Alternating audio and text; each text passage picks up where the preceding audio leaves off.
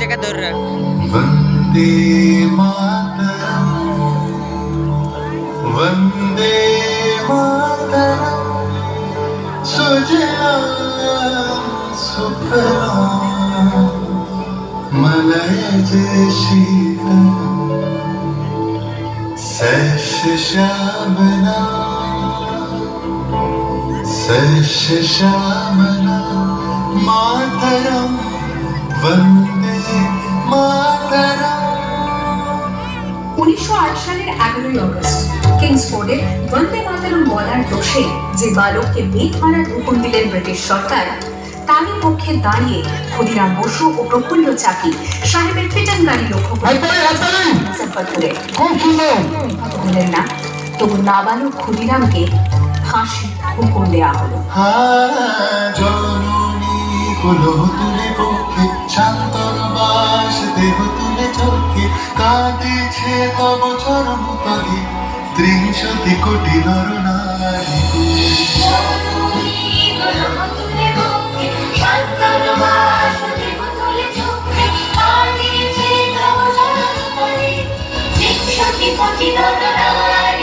যারা স্বর্গগত তারা এখনো জানে স্বর্গের যে প্রিয় জন্মভূমি নিজ স্বদেশ তোদের মহাবিখ্যাত সেই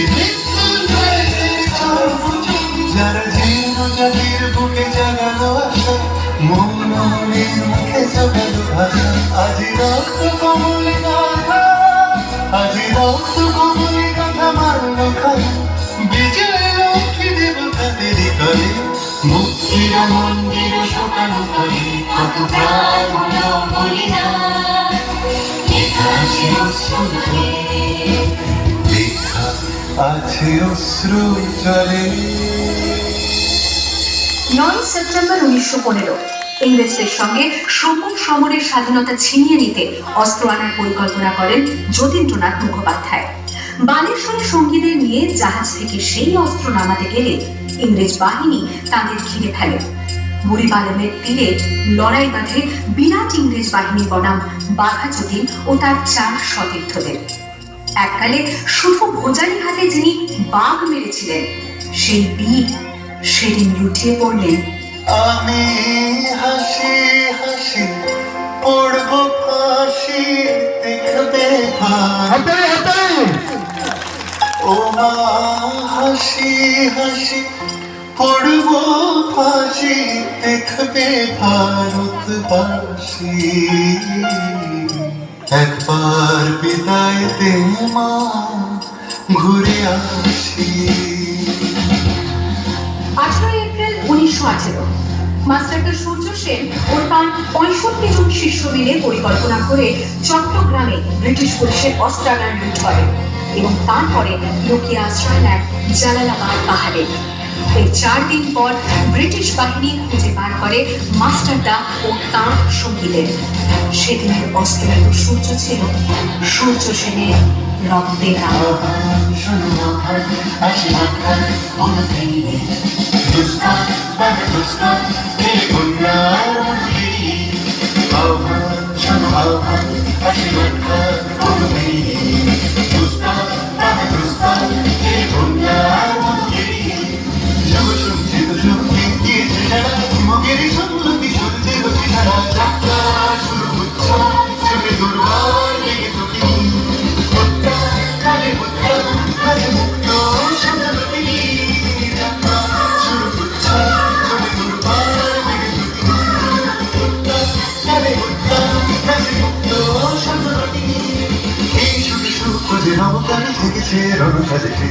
অধিকার অর্জনে এই শুধু সূত্র যে নবকার জেগেছে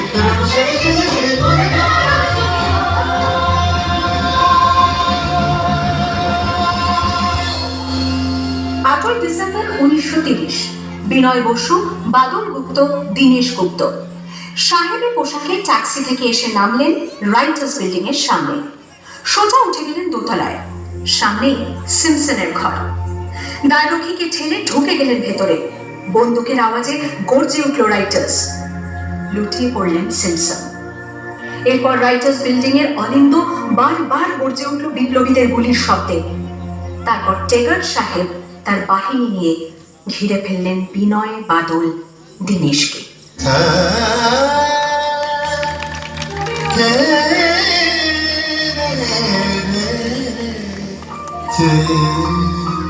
দুর্গমুখের কান্তার মুরুস্তর পারাবার লঙ্ঘিতে হবে রাত্রি নিশীতে যাত্রীরা বসিয়া। 24শে সেপ্টেম্বর 1932 মাস্টারদা সূর্য সেনের মন্ত্রে দীক্ষিত প্রীতিলতা ওয়াদেদার 15 জন সশস্ত্র বিপ্লবীকে নিয়ে পাহাড়তলি ইউরোপিয়ান ক্লাব আক্রমণ করে আগুন ধরিয়ে দিলেন।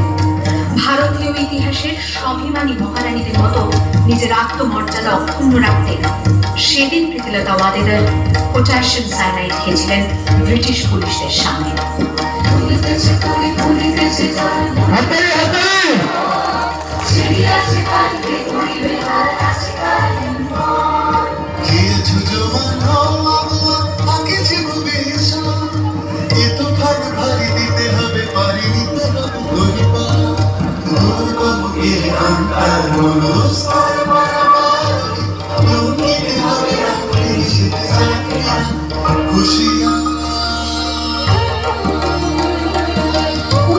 সেপ্টেম্বর 1942 তমলুকের মাটিতে কয়েক হাজার ভারতীয়কে নিয়ে যিনি পুলিশ স্টেশন ঘেরাও করার লক্ষ্যে হেঁটেছিলেন, সেই সত্তরূর্ধ্ব মাতঙ্গিনী হাজরা পুলিশের নির্মম গুলি চালনা ও লাঠিচার্জ সত্ত্বেও তার হাতের পতাকাটি মাটিতে লুটোতে দেন। আর ঠিক তার পরের বছর 1943-এর 30শে ডিসেম্বর জাপান সরকারের অধীনে থাকা আন্দামান দ্বীপ সেতু হস্তান্তর করা হলো ইন্ডিয়ান ন্যাশনাল আর্মিকে। পোর্ট ব্লেয়ারের মাঠে তিরঙ্গা পতাকা তুললেন সুভাষচন্দ্র। এটাই স্বাধীন ভারতের মাটিতে প্রথম তেরঙ্গা ঝান্ডা। আইএনএর commander in chief Subhash Chandra Bose হলেন ভারত, যাকে স্বীকৃতি দিয়েছিল 18টি দেশ।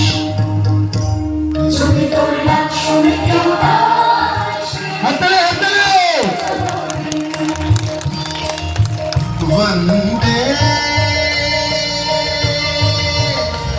मातरम।